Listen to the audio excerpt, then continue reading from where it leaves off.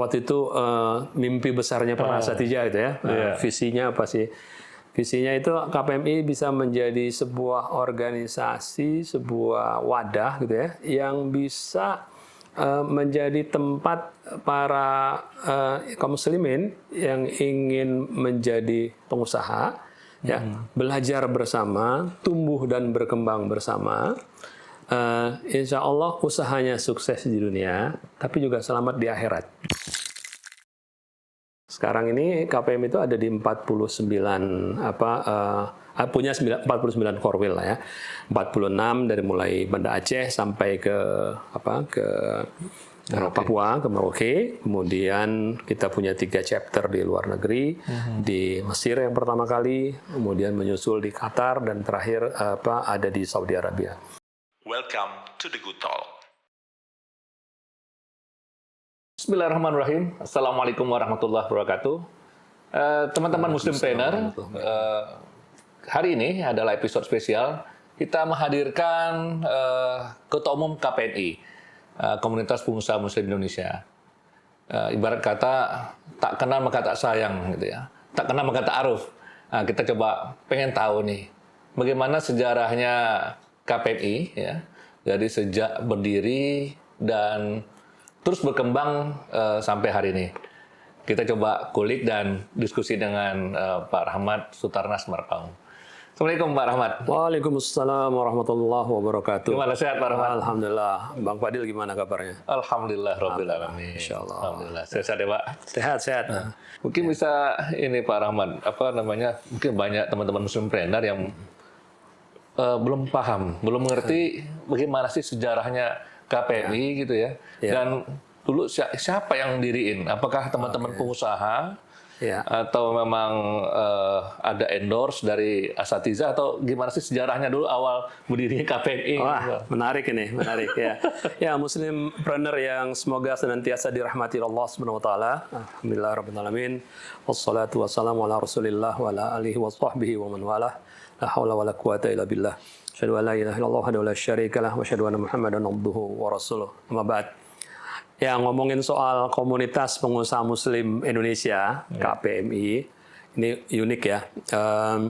KPMI itu dari namanya, itu kan komunitas pengusaha. Ya. Tapi yang mendirikan itu, yang pengusaha itu, ya boleh dibilang 2 orang lah ya. 2 orang.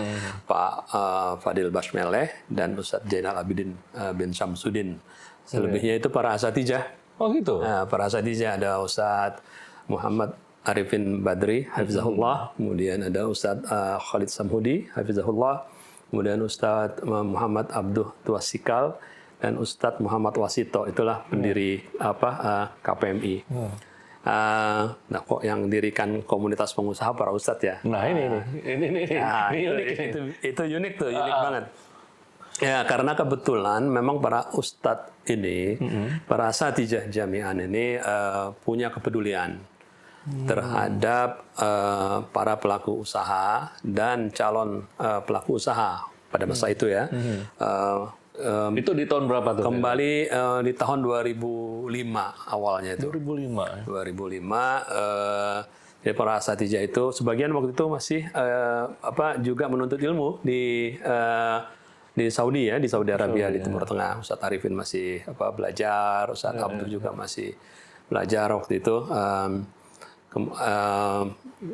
Jadi ada keinginan mereka untuk berbagi ilmu, berbagi wawasan, juga inspirasi kepada para pelaku usaha agar ketika bermuamalah itu sesuai dengan prinsip-prinsip syariah yang diajarkan oleh agama kita, Islam. Mungkin di tahun itu mungkin kita belum pernah mendengar itu kata-kata riba, apalagi fikih muamalah, akad-akad itu mungkin masih asing sekali ya pasti ya. Bagi sebagian dari kita memang masih asing ya, asing. Ya, walaupun kita juga udah tahu kan pada saat itu juga udah ada perbankan syariah lah di Indonesia. Tapi media kita untuk belajar secara terstruktur, sistematis, intensif, itu belum ada. Nah, jadi waktu itu para asatijah ini membangun sebuah website. Websitenya www.pengusahamuslim.com.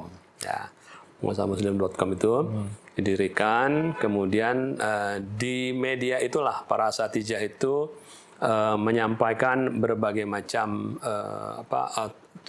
tulisan ya dengan berbagai macam topik yang terkait dengan akidah, fikih muamalah, kemudian ya bagaimana kita mengikuti jejak Rasulullah SAW dan para sahabat ketika bermuamalah gitu ya. Nah, itu kita ngikutin tuh Pak.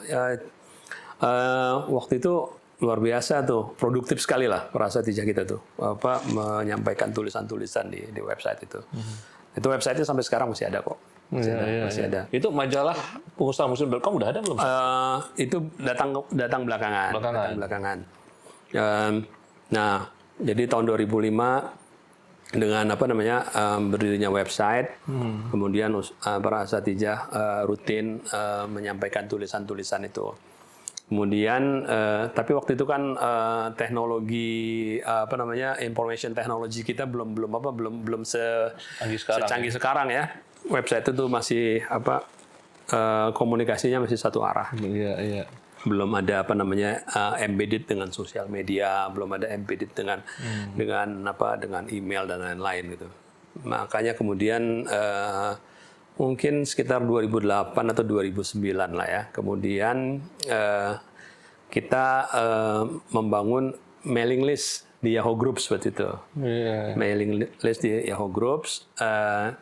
Nah, itu para asatijah bisa memposting tulisan-tulisannya melalui mailing list itu. Sehingga bisalah jadi komunikasi dua arah. Jadi banyak juga yang pengusaha-pengusaha yang mungkin curhat dan mungkin mempertanyakan masalah di setelah baca tulisan kan tentang bagaimana tentang prinsip-prinsip bermuamalah sesuai syariah ya, tadi yang ngomongin tentang riba, ngomongin tentang akad-akad yang sesuai dengan prinsip syariah dan lain sebagainya, tentunya pasti banyak pertanyaan kan. Karena kan kita lagi melihat diri kita sendiri, wah ternyata apa yang kita praktekin ini belum sesuai nih dengan apa yang disampaikan oleh para asatijah itu. Makanya kemudian dengan adanya mailing list itu adalah media untuk komunikasi dua arah. Itu tahun 2008-2009 lah. Itu asatijah kebanyakan masih di Saudi ya? Masih di Saudi. Baru kemudian datang juga di situ bergabung Ustadz Erwandi Tarmizi, ya hafizahullah, ikut aktif menyebarkan pikiran-pikiran beliau, tulisan-tulisan beliau kepada anggota mailing list gitu ya. Kemudian singkat cerita 2009 akhir itu karena sudah tergabung dalam mailing list, waktu itu anggota mailing list tumbuh dengan sangat cepat karena memang media itu sangat bermanfaat ya buat kita. Jadi banyak yang butuh gitu kan, banyak yang ingin bertanya juga di situ. Dari mulai ribuan sampai kemudian belasan ribu dan puluhan ribu waktu itu. Nah akhirnya di anggota mailing list sepakat lah, yuk gimana kalau misalnya diadakan kopi darat lah ya, kopi darat kemudian diadakan waktu itu namanya silaturahmi nasional pertama tuh. Itu komunitasnya belum terbentuk nih. Belum. Komunitas pengusaha muslimnya nama itu sudah digagas lah ya sama para asatijah dan juga dan diiyakan juga sama anggota mailing list tuh. Nah, kemudian kita ketemu di pesantren pertanian Darul Falah di Bogor tuh. Ya Ustadz Arifin Badri hadir, Ustadz Khalid Samhudi hadir waktu itu ya. Ya saling berkenalan lah kan. Karena waktu itu juga memang kita juga belum kenal muka juga dengan para asatijah itu kan. Karena biasanya kan lihat di tulisan di website ya. Belum kenal muka juga itu. Nah jadi itu yang pertama. Kemudian diikuti dengan Rakernas pertama tahun 2010. Nah disitulah kemudian bersepakat untuk didirikan komunitas pengusaha muslim Waktu itu di bawah naungan Yayasan Bina Pengusaha Muslim. Pengusaha Muslim. Ya, Yayasan Bina Pengusaha Muslim. Waktu itu waktu dibentuk itu anggota mailing list itu sudah sekitar 21 ribuan orang gitu. 21 ribuan orang, terus tumbuh dan berkembang, kemudian mulai dibentuk korwil-korwil di daerah-daerah, daerah-daerah. Ya, ketua KPM yang pertama itu disepakati Pak Nur Syamsu. Nur Syamsu yang pertama ya. Ya, itu beliau mulai di kepengurusan 2010 ya, 2010. Nah, terus tumbuh dan berkembang. Dan menjadi seperti sekarang. Sekarang ini KPM itu ada di 49 punya 49 korwil lah ya. 46 dari mulai Banda Aceh sampai ke Papua, ke Merauke. Kemudian kita punya 3 chapter di luar negeri, di Mesir yang pertama kali, kemudian menyusul di Qatar dan terakhir ada di Saudi Arabia. Itu perjalanan KPMI. Apa sih waktu itu mimpi besarnya Pak Prasetya itu ya? Visinya apa sih?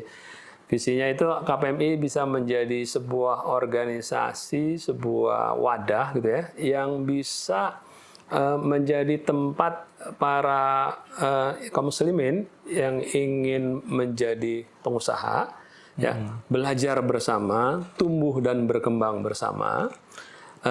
Insya Allah usahanya sukses di dunia, tapi juga selamat di akhirat. Amin. Selamat di akhirat. Itu visinya para Satijah itu. Jadi ketika ngomongin tentang bisnis, jangan cuman mikirin sukses di dunia saja, tapi bagaimana supaya kita juga bisa mempertanggungjawabkan muamalah kita tuh di hadapan Allah Subhanahu Wa Taala kelak di akhirat. Gitu. Kurang lebih itulah visi besarnya ya, visi besarnya.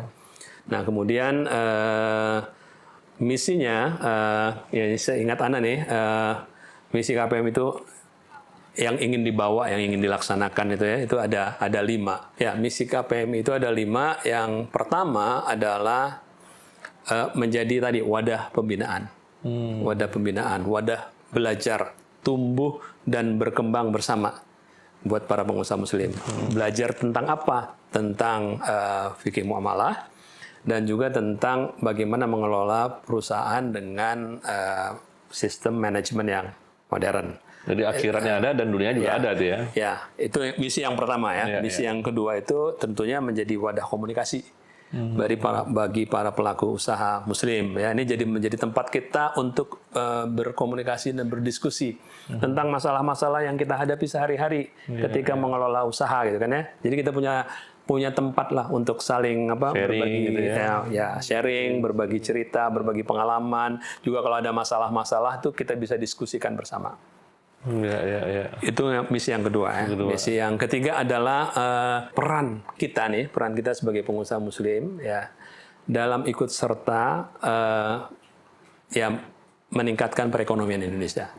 Masya Allah. Nah, ya kita ingin berperan juga lah, mengambil peran dalam pembangunan ekonomi nasional, tentunya sesuai dengan prinsip-prinsip ekonomi dan keuangan syariah. Juga ikut serta juga mengembangkan industri halal, industri halal di Indonesia, gitu ya. Itu yang ketiga. Terus misi kita yang keempat, kita kepingin juga mengajak teman-teman pengusaha Muslim ini selain berkiprah di perekonomian nasional, juga berperan aktif dalam ekonomi global. Ekonomi global, karena biar bagaimanapun juga sekarang kita masuk dalam area dalam era perdagangan bebas, globalisasi kan ya. Nah, gimana pengusaha Muslim juga ikut berperan dalam arus globalisasi ini. Makanya teman-teman kita harus siap ya untuk bisa go internasional lah gitu ya. Betul. Apalagi Indonesia itu juga memang ya sekarang ini kan Indonesia punya visi ya, negara kita ini ingin menjadi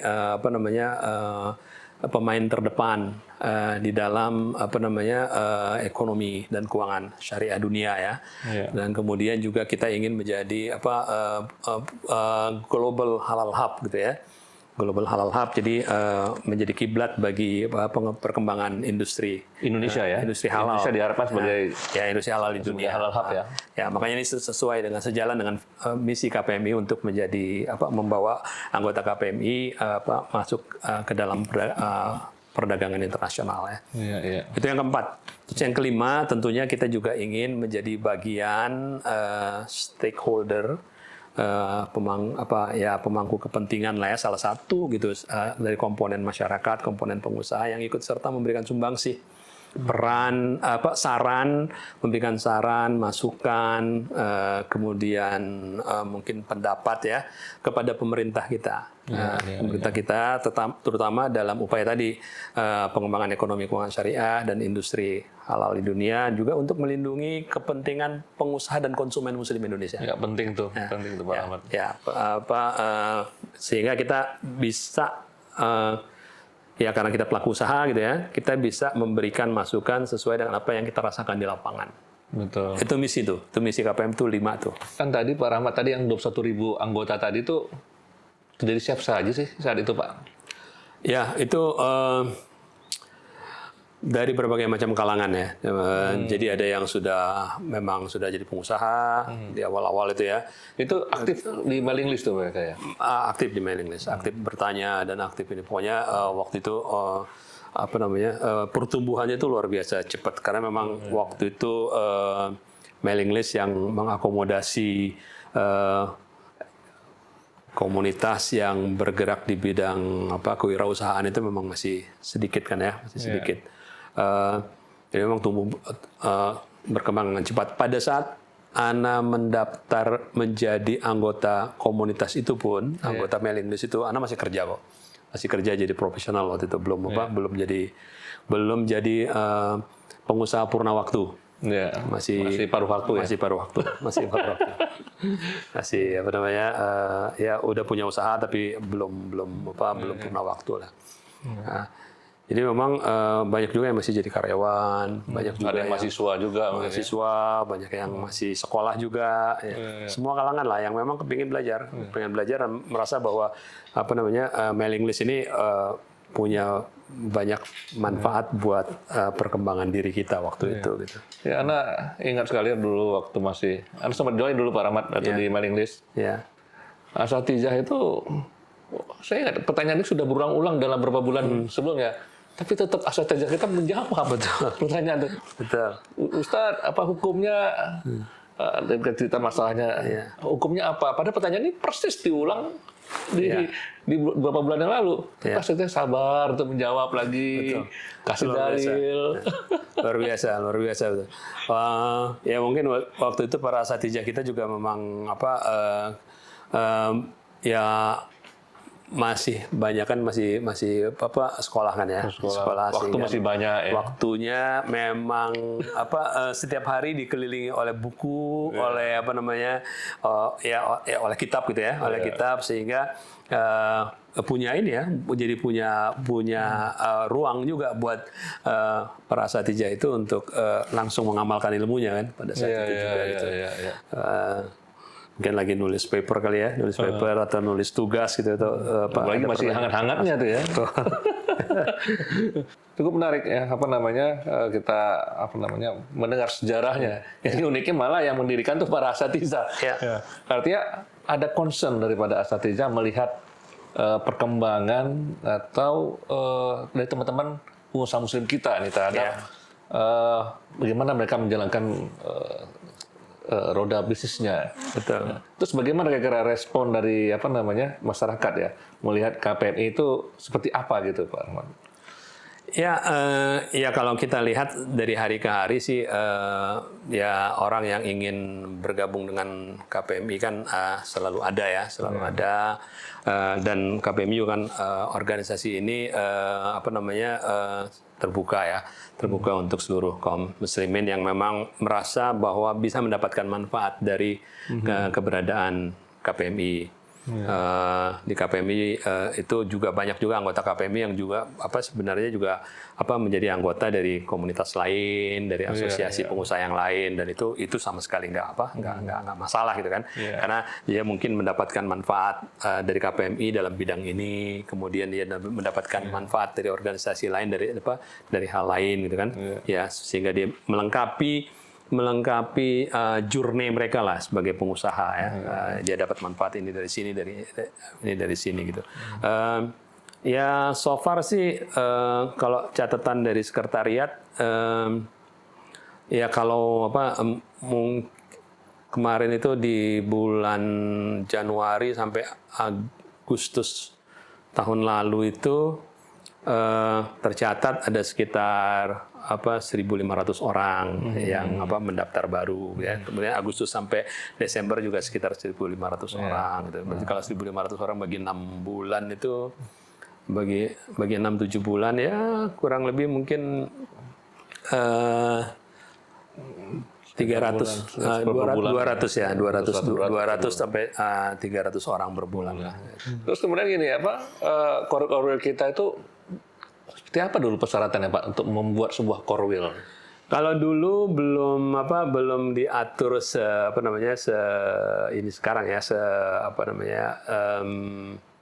seketat sekarang. Dulu sih begitu ada kelompok ikhwan yang ingin membentuk core wheel itu langsung bisa dibuka, makanya pertumbuhannya juga cepat sekali tuh di berbagai macam kota. Biasanya dimulai dengan ada kajian offline ustadz-ustadz kita di satu daerah, kemudian setelah kajian ngobrol-ngobrol dengan ustadz, diskusi, kemudian kepingin bikin core wheel KPMI, terbentuklah saat itu gitu kan. Anggotanya juga macam-macam, pengurusnya juga dari berbagai macam kalangan, ada yang sudah jadi pengusaha, ada yang belum jadi pengusaha gitu kan ya. Yang penting waktu itu punya niat sama-sama kepingin belajar. Masya Allah. Itu. Tapi dengan berjalannya waktu, karena juga banyak core wheel yang kemudian nggak aktif gitu kan, ya mulai kita benahi, kita buat aturan cara pembentukan core wheel dan dengan berbagai macam persyaratan yang lebih rapi dan terstruktur lah, sesuai dengan kebutuhan KPMI saat ini. Betul, betul sekali. Baik. Ini cukup menarik sekali kan kalau kita mendengar sejarah KPMI lahir ya. Jadi ya Masya Allah, KPMI berkembang dan nanti kita akan bahas bagaimana perkembangan KPMI saat ini ya. Baik teman-teman Muslimpreneur, tetap stay tune di Good Talks.